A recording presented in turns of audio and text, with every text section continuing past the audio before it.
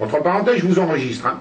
Je vous préviens. Oui, mais... Bon, Ah, ben, alors, ce que vous venez de dire est une injure au journalisme. Parce que vous dites, des recours sont en cours, mais à tous les coups, ça va échouer. Eh ben non, vous n'avez pas le droit de dire une chose pareille.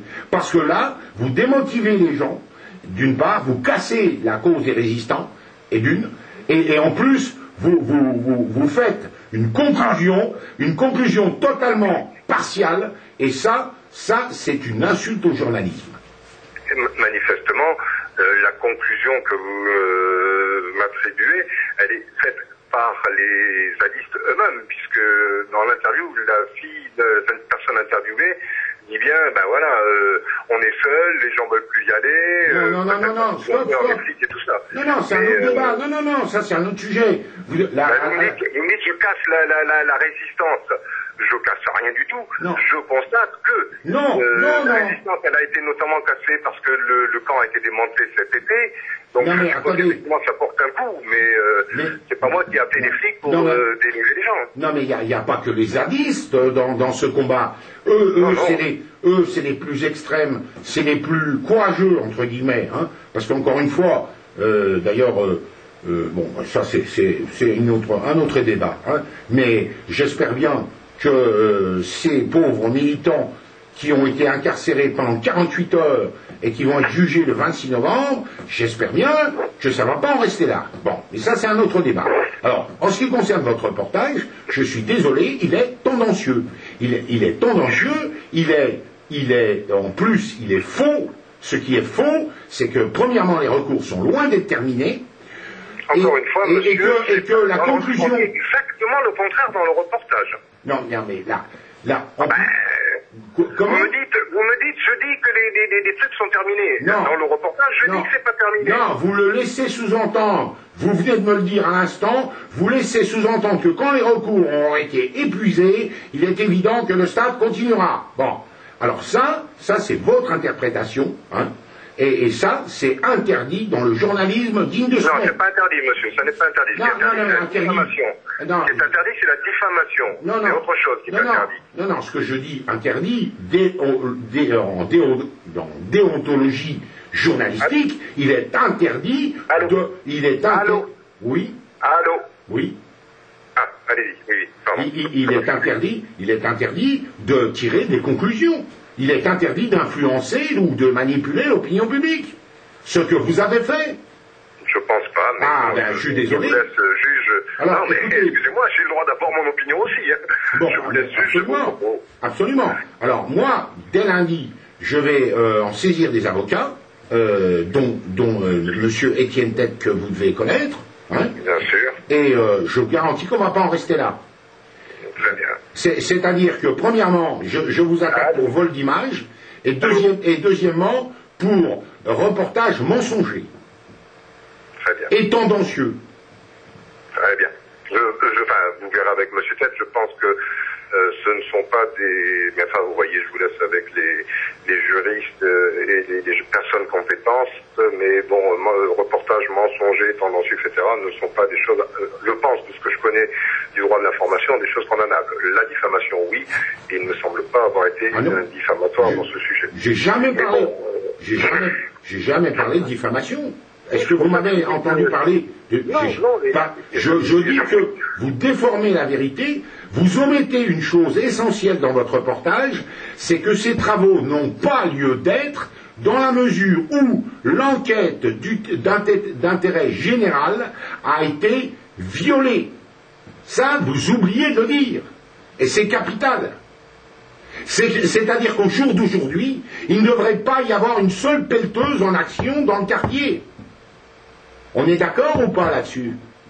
Juridiquement, oui, je pense que l'enquête d'utilité publique ayant été... Mais par ailleurs, je constate qu'elles y sont. Et pourquoi je constate qu'elles y sont? Parce qu'effectivement, je pense que les promoteurs du projet, privé et public, privé ou public, vont effectivement, je pense, s'asseoir là-dessus. Alors pourquoi vous le dites pas? Pourquoi vous dites pas ça dans votre reportage? Monsieur, on doit en être à 50 reportages sur le grand stade, les oppositions et ses détracteurs et ses soubresauts juridico-techniques. Donc, si vous voulez, on l'a dit et redit, je pense pas mais justement pour le jeu de monsieur Aulas ou des promoteurs de ce projet. Je pense que si on regarde l'intégralité de ce qu'on a fait comme reportage depuis que ce dossier est sur la table et que depuis que l'on s'occupe de ce dossier, je pense qu'on sera même, je suppose, est largement taxé de l'inverse, et notamment par l'OL. Mais justement, dans un dossier polémique, c'est pour vous dire que dans un dossier polémique, les parties ne sont jamais contentes. Vous trouvez qu'on fait mal du boulot ou qu'on sert la cause de vos adversaires, et vos adversaires pensent exactement le contraire. Alors, pour remettre les choses, l'église au centre du village, si j'ose dire. Eh bien, l'opinion publique jugera. On va mettre tout ça sur la table, hein, et l'opinion publique jugera. Et quand je vais pointer du doigt le fait que vous omettez de dire que ces travaux n'ont pas lieu d'être, étant donné que la cause d'intérêt général n'a pas été faite dans les règles, hein, ça c'est quand même la base. Je suis désolé, c'est pas mon métier d'être journaliste, mais il faut un minimum de bon sens et de logique, hein. Et il faut parler chronologiquement, c'est-à-dire que je connais pas tous vos reportages sur le sujet, mais celui-là particulièrement est mauvais. Mais non seulement il est mauvais, mais il déforme totalement la vérité, et ça c'est grave en journalisme. Parce que ce que vous deviez dire dans ce reportage en premier, c'est que les pelleteuses étaient en infraction. Les pelleteuses sont en infraction. La mafia du Grand Lyon passe au-dessus des lois. C'est ça qu'il faut dire dans la vérité.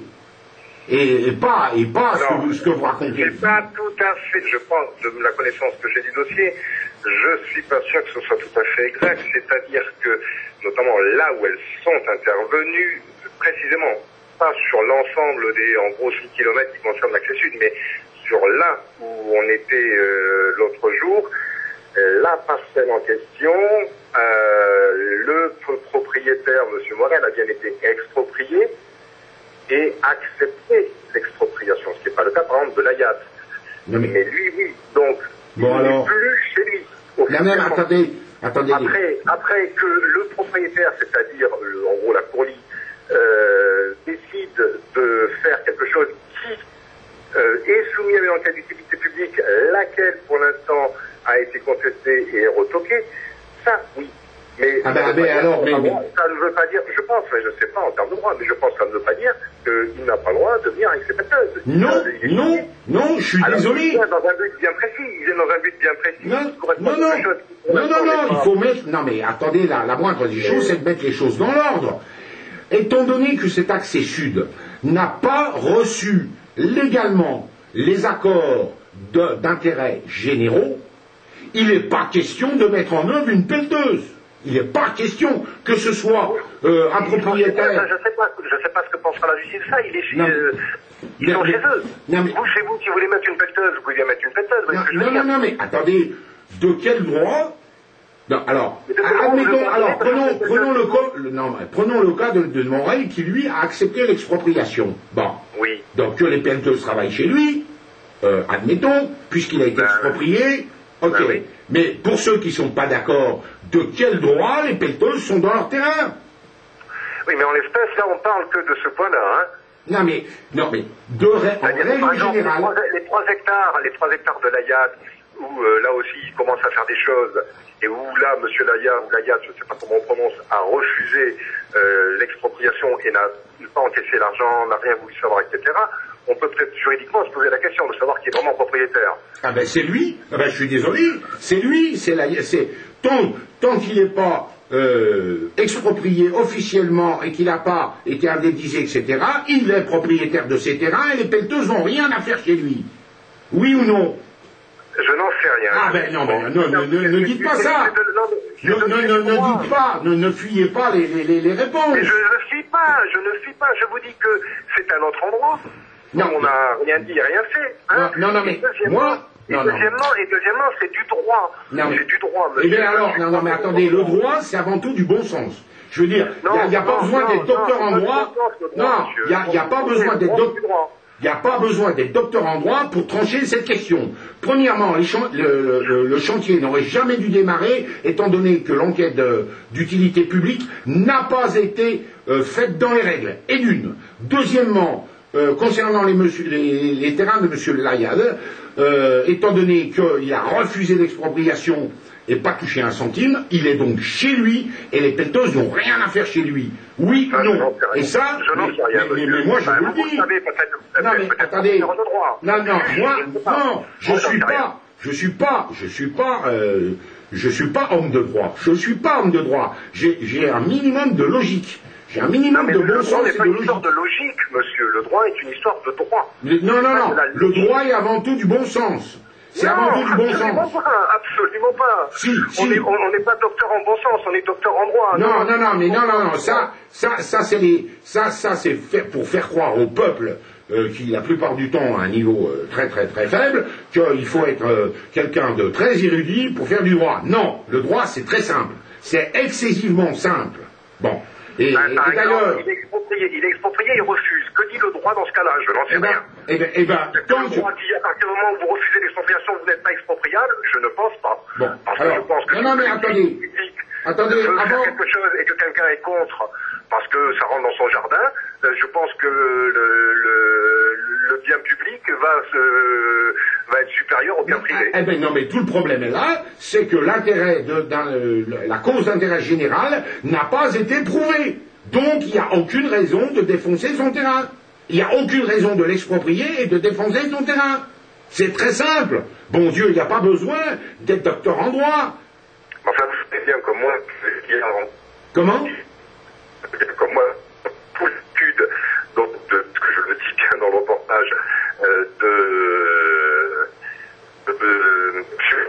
devant différents tribunaux, vu que ça ira au bout du bout, et notamment ça ira sûrement devant la juridiction européenne, peut-être pour partie de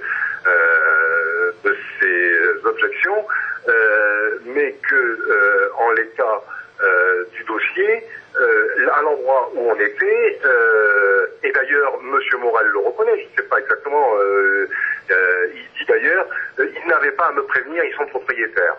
Ah, non, mais lui c'est un résigné. Attendez, M. Morel, c'est un résigné qui a accepté cette décision, comment dire, illégale, encore une fois, hein. Il a accepté cette décision et il est résigné. Bon, c'est une chose. M. Layad, c'en est une autre. Mais même sans parler de ces deux individus, le fait que la cause d'intérêt général n'a pas été prouvée, il n'y a pas à démarrer le chantier. Bon sang. Non mais enfin, ça c'est du bon sens. Il n'y a pas besoin d'être docteur en droit. Étant donné que les travaux demandent l'accord, doivent être reconnus pour intérêts généraux, ce n'est pas démontré, et loin de là, il n'y a pas à démarrer les travaux. Point à la ligne. Point. C'est un débat que nous ne trancherons ni l'un ni l'autre. Non, pour moi c'est clair. Non, mais la justice le tranchera pour nous. Non, mais justement. Mais on va pas faire une discussion juridique là-dessus. On n'en a ni l'un ni l'autre, je pense, les moyens et les ressources. Voilà. Ah, mais si, justement. Moi, en tout cas, j'ai pas les moyens de répondre à cette question, hein, c'est clair. Hein, j'avoue mon incompétence à ce niveau-là et je verrai bien ce que dit la justice. Elle tranchera le débat. Non, mais moi, je fais aucune confiance en la justice. Plus sensibilisé par rapport à votre requête et notamment par rapport au travail que j'ai fait, c'est effectivement sur le fait que j'ai utilisé, sans vous le dire, ces images-là. Encore une fois, je ne bats pas cool. Je pensais réellement que soit la personne qui m'avait contacté était la signataire de ces images, soit qu'elle l'avait fait entre guillemets avec consentement de la personne, donc vous, qui avez filmé ces images. Première chose, donc là, je reconnais ma faute, il n'y a aucun problème. Deuxième chose, me semble-t-il, ces images-là, et là je suis formel, on a bien mis que c'était pas nos images à nous. Oui, on a mis images d'amateurs ou images de zadistes présents, ou je sais plus, enfin on a mis quelque chose pour bien montrer que c'était des images qui avaient été tournées pas par nous et qu'on utilisait pour évoquer ce qui s'était passé à ce moment-là, et que dans cette utilisation-là, encore une fois, de ces images, je n'en fais strictement aucune interprétation. sur ces images et sur les situations qui ont été faites. Après, vous pouvez le reportage est, à votre sens, et je l'entends, orienté et vous déplaise, ça c'est une chose. Mais on n'a pas fait dire autre chose aux images que ce qu'elles étaient. Des gens qui montent sur les machines. Vous les avez dépouillées. Vous avez dépouillé les images de leurs commentaires sonores. Monsieur, est-ce que je peux vous dire quelque chose? Quoi? Oui. Il ne vous aurait pas servi ce commentaire sonore. Je vais vous dire, alors vous voyez que je fais mon travail parce que ce commentaire sonore, en l'ayant écouté, par rapport à ce qui est énoncé, et notamment dans la forme, cette voix très grave, très sérieuse, etc., vous aurait desservi le propos. Quelque part, c'est mon sentiment, mais c'est mon métier aussi d'analyser ça en tant que journaliste, excusez-moi. Elles auraient desservi le propos et elles auraient desservi les acteurs incriminés et l'action à ce moment-là. Elles auraient, je pense, été jugées, le propos aurait été jugé outrancier ou ridicule, etc. Mais ça, c'est votre avis. C'est mon métier surtout, monsieur. Mais monsieur, attendez. C'est mon métier de juger de ça, monsieur. Votre métier, c'est du journalisme. Votre métier, c'est du journalisme, c'est-à-dire normalement relater des faits dans la plus grande neutralité, ce que vous ne faites pas. Ce que vous ne faites pas, vous avez volé des images, vous avez détourné, vous avez enlevé la bande son, Je peux pas mettre, monsieur, je n'allais pas mettre la minute et demie ou les 2 minutes et demie, je sais plus d'image de ça. Et laisser ça comme ça, et avec une voix qui dit, je sais plus quoi, je sais plus exactement ce que ça dit, mais quand j'ai écouté ça et que j'étais au montage face à ça, j'ai dit non, ça, je peux pas ça va desservir le propos de ces gens-là. Mais ça, c'est mon sentiment, c'est mon analyse professionnelle, le journaliste qui doit se faire à ce moment-là et s'éclaircir à ce moment-là. Autrement dit, si je filme un monsieur qui est en train de se gratter le nez, si je le mets, ça va le desservir. Vous en avez bien conscience. Alors là... Je ne le mets pas, sinon je sais que je veux le desservir. Si j'avais mis ce commentaire que vous mettez au début, il y a un panneau où vous dites les forces de l'ordre arrivent, je ne sais plus exactement ce que vous dites. Si j'avais mis ça à ce moment-là, c'était encore une fois desservir les auteurs de ces images. Mais ça, c'est votre avis, monsieur. Mais oui, mais c'est ma responsabilité de journaliste de faire ça, monsieur. Alors, la prochaine fois, au lieu de voler des images et de les détourner comme vous avez fait en enlevant la bande son, prenez vos images à vous et racontez ce que vous voulez. Racontez. Nom de Dieu. Moi, j'ai fait mon reportage qui est orienté, je l'avoue, mais non seulement il est orienté, mais par contre il est vrai, contrairement au vôtre. Il est vrai. C'est-à-dire que je dis que les forces de police sont au service des criminels destructeurs de la nature. Et ça, c'est parfaitement vrai et je peux le prouver. D'accord? Si vous voulez, mais moi j'ai le droit de ne pas le prendre. Non, vous n'avez pas le droit de voler les images. J'ai le droit, monsieur, c'est ma responsabilité de journaliste, c'est ça mon métier. Vous n'avez pas le droit de voler mes images et en plus de les détourner. Je vous ai donné acte de ça, monsieur. Je vous en ai donné acte. Donc, ça, je vous en donne acte. Pour le reste, donnez-moi acte de mon travail, c'est-à-dire que c'est à moi de choisir de ce que je mets ou de ce que je ne mets pas. Non, parce que vous êtes un journaliste de service public, on est d'accord? Oui, complètement. Bon, donc à ce titre, vous devez être d'une neutralité totale. Et ça n'existe pas, ça ne veut rien dire la neutralité. On essaye d'être le plus objectif possible, c'est-à-dire de donner la parole aux uns et aux autres. Et une fois qu'on a fait ça, on ne peut plus rien faire. L'objectivité, surtout dans des dossiers hautement polémiques, ça n'existe pas. D'accord. Là, on peut s'en rapprocher. En tout cas, c'est une vue de l'esprit. En tout cas, c'est comme la beauté. Oui, mais vous êtes tout à fait tendancieux et vous omettez quelque chose de capital, c'est que ces travaux n'auraient jamais dû débuter tant qu'il n'y avait pas un accord d'intérêt général dûment acquis, et non pas par la force, comme le dit monsieur